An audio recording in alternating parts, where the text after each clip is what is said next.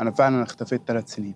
تخيل كده معايا طفل يصحى من النوم في عمر 16 سنة ويختفي عن العالم، يختفي عن كل حاجة حرفيا، يختفي عن الأهل، عن البيت، عن الصحاب، عن المدرسة، عن كل حاجة هو كان عايش فيها وقتها. مبقاش ليه وجود غير في مكان اتحط فيه وعاش فيه 3 سنين.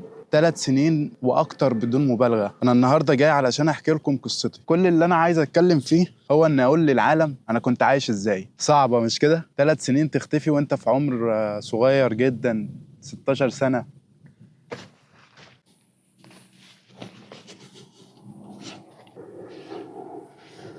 فكرت ان انا اعمل السلسله دي في فيديو واحد، بس قلت ازاي؟ ما ينفعش، يعني 3 سنين ما ينفعش ان انا اختصرهم في فيديو واحد 10 15 دقيقة. فقررت ان انا اعمل السلسلة دي. السلسلة دي هتكون عبارة عن ما تعلمت وما فهمت بعد اختفائي لأكتر من 3 سنين. عشت حياة مختلفة، عشت بعيد عن اهلي، بعيد عن صحابي، معيش موبايل. مش حابب ادخل في التفاصيل المكان الاختفاء، ولكن كل اللي انا عايز اعمله ان انا فعلا بعد ما خرجت من ال3 سنين دول خرجت شخص تاني خالص. دخلت 16 سنة، خرجت 20 سنة، كائن مختلف تماما تماما. كل حاجة، في أفكاري، في أهدافي، في كل حاجة اتغيرت.